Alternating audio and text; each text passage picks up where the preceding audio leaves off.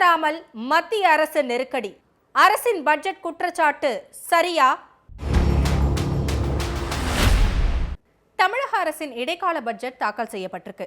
பட்ஜெட்டை தாக்கல் செஞ்சுட்டு பேசின நிதியமைச்சர் தங்கம் தென்னரசு, தமிழ்நாட்டுக்கு நிதி தராம மத்திய அரசு கடும் நெருக்கடி கொடுக்குதுன்னு பகிரங்கமா சட்டமன்றத்திலேயே குற்றம் சாட்டியிருக்காரு. எவ்வளவு நிதி தமிழ்நாட்டுக்கு வரலங்கிற பட்டியலையும் பட்ஜெட் உரையில வாசிச்சிருக்காரு. பாஜக இடைக்கால பட்ஜெட்டுக்கு கடும் கண்டனத்தை பதிவு செஞ்சிருக்கு. பயனில்லாத பட்ஜெட்டை தாக்கல் செஞ்சுட்டு அதுக்கு காரணமா மத்திய அரசு குறை சொல்லியிருக்காரு நிதியமைச்சர். கடனை குறைக்க ஆட்சி நடத்தாம கடனை அதிகரிக்கிறதுக்காகவே திமுக ஆட்சி செஞ்சிருக்குன்னு பாஜக விமர்சிச்சிருக்கு. தமிழ்நாட்டோட நிதி நெருக்கடிக்கு மத்திய அரசு தான் காரணமா?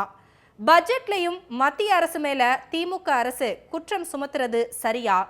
தமிழக அரசோட நிதி நெருக்கடி குற்றச்சாட்டுகளுக்கு பாஜக கிட்ட ஆதாரபூர்வமான பதில்கள் இருக்கா? இதையெல்லாம் தான் ஸ்பாட்லைட்ல பார்க்க போறோம்.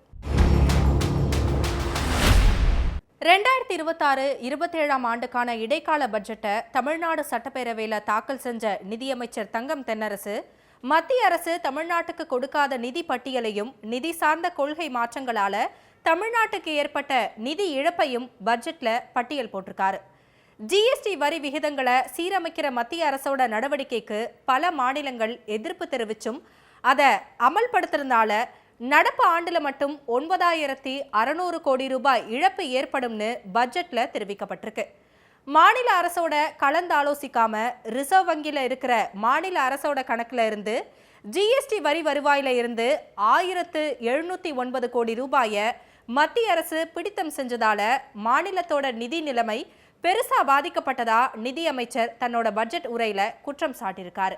2025-26 ஆண்டுக்கான மத்திய அரசோட வரவு செலவு திட்டத்துல தமிழ்நாட்டுக்கு ஒதுக்கீடு செய்யப்பட்ட மத்திய வரிகள்ல பங்கு திருத்த மதிப்பீடுகள்ல குறைக்கப்பட்டதால தமிழக அரசுக்கு எதிர்பாராத வகையில 1202 கோடி ரூபாய் இழப்பு ஏற்பட்டிருக்குன்னு சொல்லப்பட்டிருக்கு.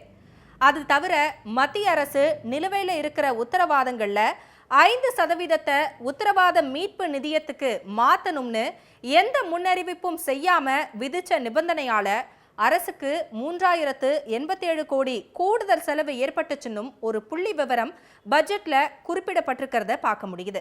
ஒருங்கிணைந்த கல்வி இயக்கத்துக்கான மானியங்கள் ரூபாய் 3548 கோடி, ஜல்ஜீவன் திட்டத்துக்கு ரூபாய் 3112 கோடி மற்றும் ஊராட்சி அமைப்புகளுக்கு மத்திய நிதிக்குழு பரிந்துரைப்படி விடுவிக்கப்பட வேண்டிய மானியம் ரூபாய் 2246 கோடியையும் மத்திய அரசு நிறுத்தி வச்சிருக்கிறதாவும் நிதியமைச்சர் தங்கம் தென்னரசு குற்றம் சாட்டியிருக்காரு. மெட்ரோ ரயில் திட்டம் 2ஆம் கட்ட பணிக்கு மாநில அரசோட சொந்த நிதியில இருந்து விடுவிக்கப்பட்ட மத்திய அரசோட பங்கான சுமார் ரூபாய் 9500 கோடி மாநில அரசோட மொத்த நிலுவை கடன்கள்ல ஒரு பகுதியாவே இருந்துட்டு இருக்கிறதாவும் சொல்லியிருக்காரு.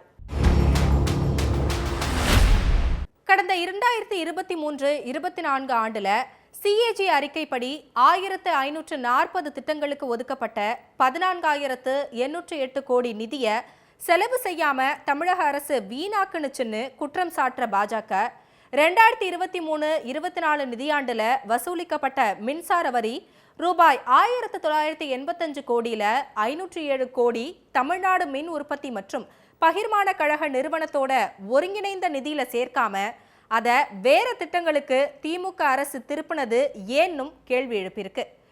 PM ஸ்ரீ திட்டத்துக்கு முதல்ல ஒத்துக்கிட்டு கடிதமே கொடுத்துச்சு தமிழக அரசு. ஆனா அதன் பிறகு பின்வாங்கிய தமிழக அரசு அதையே அரசியல் செய்ய துவங்குச்சு. செயல்படுத்தாத திட்டத்துக்காக மத்திய அரசு எப்படி நிதி கொடுக்கும்னு கேள்வி கேட்டிருக்கு பாஜக.